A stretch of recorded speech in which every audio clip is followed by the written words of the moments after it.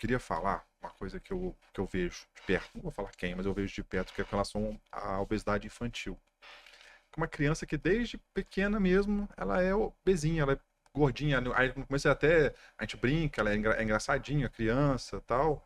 Como é que o pai, a mãe pode tratar isso? Porque é difícil demais você colocar uma dieta para uma criança que às vezes ela tem uma condição, não é que ela come desesperadamente, ela é gordinha desde nova, Sim. uma questão dela. Então, primeira coisa, tem que ver como é que a criança ela está dentro de uma família. Como é que Sim. é o comportamento alimentar familiar. Se é uma casa que priva muito essa criança, e aí daí por isso que ela fica tão descontrolada, e aí fica, não pode, não pode, e aí se descontrola. Uhum. Se são pais que também têm um descontrole alimentar, e aí pode ser que a criança simplesmente ela continue aquilo ali, então os pais são obesos ou acima do peso, e a criança também. Ou se ela já é uma criança que tem uma compulsão. Uhum. Então, isso tem que ser avaliado mesmo.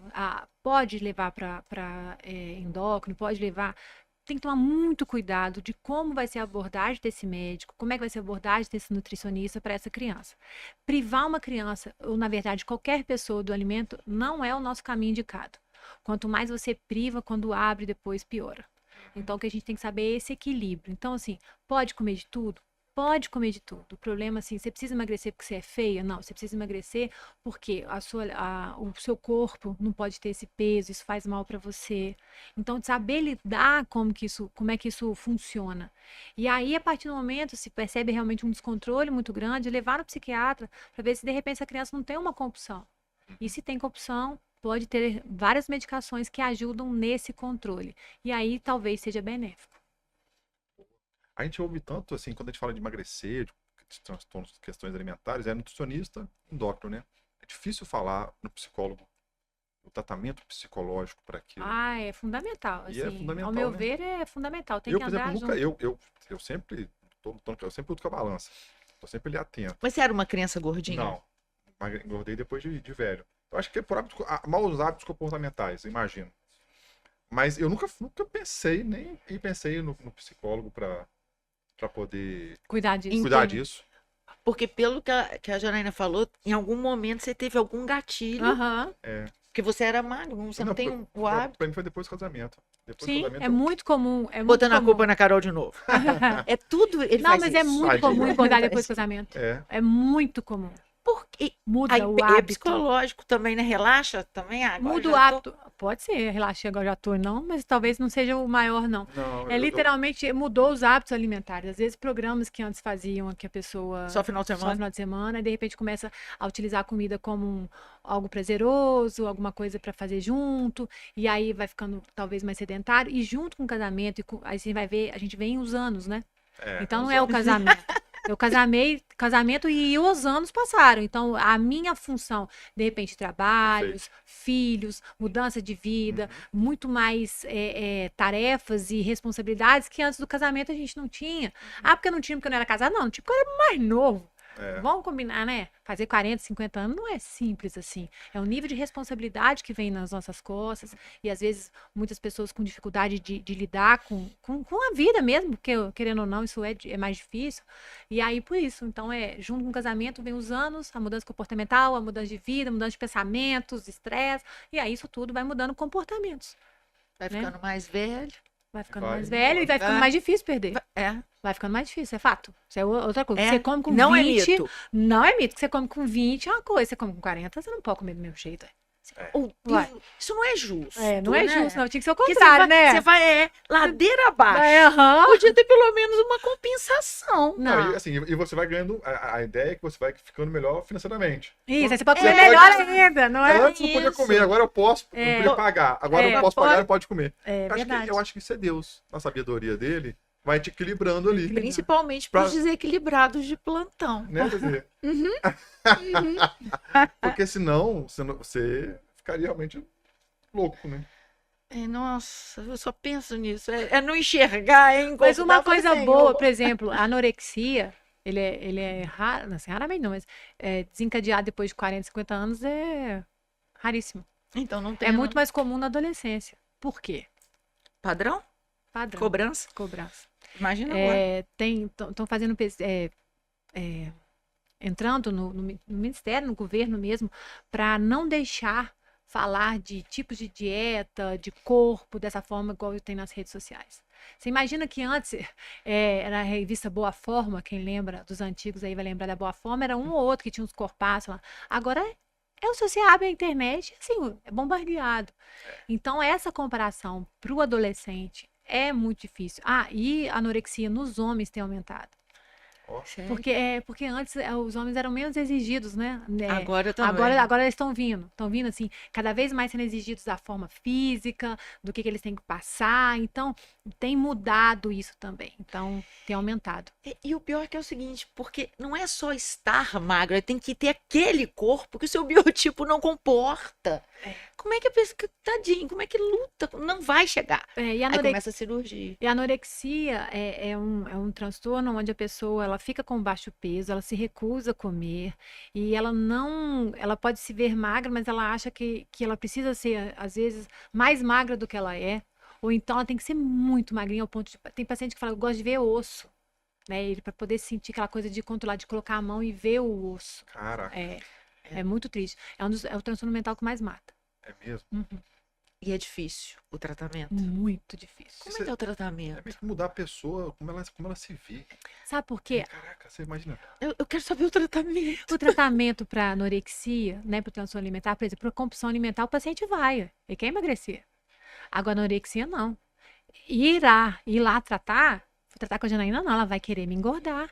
É fato, todo mundo quer me engordar. Então, ele vai, geralmente, a gente chama de ego distônico, sabe?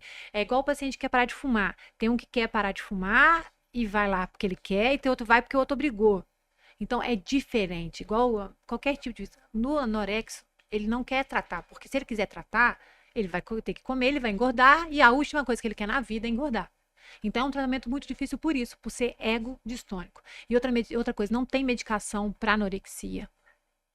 Não tem. Porque tá na decisão dela. Tá na decisão dela. Essa é difícil. Mas ela tem É. uma distorção, ela se vê de outra forma também. Nem Tem, pra- a grande maioria tem, mas tem paciente que às vezes sabe que tá muito magro, mas Mas mesmo quer. assim quer continuar. Então, Tá eles já tão- satisfeita. Assim, é uma loucura, mas a vida é dela, o corpo é dela. Aí ela fala, tô satisfeita. Pois é, mas É. aí o que acontece? Um paciente com anorexia, a vida dele não está satisfeita. Ele vai perceber, o que a gente mais trabalha para poder deixar de ser ego sintônico e passar a ser ego distônico, do tipo assim, igual a gente quando faz alguma coisa que não queria ter feito, sei lá, eu fumo, gostaria de parar. Então isso é ego distônico. Então é fácil eu conseguir melhorar isso. Agora, a pessoa é magra e quer continuar deixando de ser magra, então isso é ego sintônico, ela não vai querer tratamento. Como que eu faço para conseguir convencer? Qual que é a primeira coisa que eu faço para conseguir convencer um paciente com anorexia a aceitar o tratamento? Eu comparo essa paciente com o que ela era antes da doença. Então, essa é uma doença que deflagra, né? Já tive uma paciente, gente, eu juro por Deus, com 9 anos com anorexia. Meu Deus. Com 9 anos. 9 anos. E a preocupação dela era com a barriga dela, com o tamanho da barriga. Como que eu consigo perceber? Porque o paciente com anorexia, ele está muito grave. É um paciente que está doente, um paciente que está num quadro depressivo, está muito mal. O que eu faço? Eu comparo como é que ele era antes. Me fala uma coisa, aí eu pego fotos. Tá, aqui você está acima do peso, do que você gostaria e tal. Mas como é que você sentia? Você era alegre? Como é que você sentia? Aí a pessoa vai percebendo que a anorexia trouxe uma tristeza, trouxe problemas familiares, trouxe gasto de dinheiro, porque é um tratamento caro, trouxe tristeza para os familiares, para ela mesma, ela começa a se ver feia, porque ela vai ficando feia, vai ficando desnutrida, o cabelo vira igual uma palha, ela começa a ficar fraca, tem paciente que tem perda dentária, osteopenia, então uma série de circunstâncias, mas aí a pessoa fala assim, mas pelo menos ela me deixa magra, porque quando eu era gorda, aquilo me fazia muito mal, quando eu estava fazendo, aí você consegue então discernir, aí eu sempre trabalho, mas eu não quero te deixar gorda, o que eu quero é só que você fique saudável. Então, o tempo inteiro eu uso até esse termo, porque são o que eles usam, né? Uma forma pejorativa que eles têm de falar, né? Deles mesmos e de quando eles eram aquela gorda, agora não, agora eu consigo. Então, eu sempre passo muita segurança, porque realmente eu não quero que a pessoa fique gorda. E aí, sempre trabalhar com uma nutricionista especializada em transtornos alimentares é muito importante. A gente chegar no nível básico, qual que é o nível possível para fulana? De repente, é 45, 50, 60 quilos, não sei. A partir daí, a gente vai falar assim, olha, a gente tem que chegar nesse número. Quanto você pesava antes? Sei lá, 80, 90, 100? Então tá, nós vamos querer que você fique aqui. O que você acha? Então, passando essa segurança, aí o paciente vai deixando de ter tanto controle e vai confiando em você. E aí, devagarinho, você vai trabalhando. Então, são pacientes de tratamento a longo prazo. Menos que 2 anos e meio, para transtornos alimentares, eu acho muito difícil. Você é procurada mais por quem tem para obesidade ou para quem é mais anorexia? No meu caso, é mais para pacientes com. Porque a obesidade, assim, talvez seja um pouco mais fácil de lidar, sabe? Assim, mais para transtornos alimentares mais graves, bulimia, anorexia, às vezes muitos pacientes de outras cidades que vêm, e aí eu trabalho mais com isso porque eu tenho muita prática, né? Muitos anos. Como é que é o projeto no HU, aqui na UFJF? Ah, nós temos um projeto no HU que é muito interessante para quem Boa. tiver interesse lá no HU. Como é que chama o É, projeto? Protal. Protal. Protal, E lá tem psiquiatra, nutricionista, tem um psicólogo. A pessoa entra no HU falando sobre transtorno, passa por uma triagem, e a partir daí dessa triagem, eles encaminham dentro do próprio setor para qual especialidade aquele paciente precisa. E aí faz todo esse acompanhamento. Nossa, olha que legal. E E é- quantas pessoas são atendidas? É Eu gratuito? não sei, é gratuito. É pelo Legal. SUS, né? No HU. É só no HU Dom Bosco, ir lá na portaria que eles fazem esse encaminhamento. E às vezes pode vir da própria UBS encaminhado para lá. Uhum. Isso Legal. é muito bom. E agora a pessoa tem que querer, né?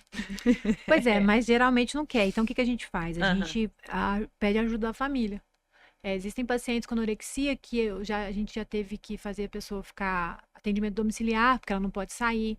Depois que come, almoça, a gente deixa a pessoa deitada 1 hora, 1 hora e meia na cama, porque isso gasta energia. A gente precisa de ter, às vezes, cuidadores, né? Tem uma paciente que eu atendi uma vez, uma menininha, que ela vomitava sempre. Então a gente teve que tirar a porta do quarto, né? Do banheiro, para ela não vomitar. E depois que ela comia, a mãe ou um cuidador. Então a gente tem que fazer um treinamento parental, que tinha que ficar com ela lá meia hora, 1 hora, porque como é uma coisa do impulso, a pessoa comeu, então logo, logo ela quer já vomitar. Depois que passa essa vontade, ela consegue então contornar melhor. Então, para cada transtorno, a gente tem uma maneira de lidar e de utilizar. É muito complexo. É muito complexo. O ser humano é muito. A cabeça, né?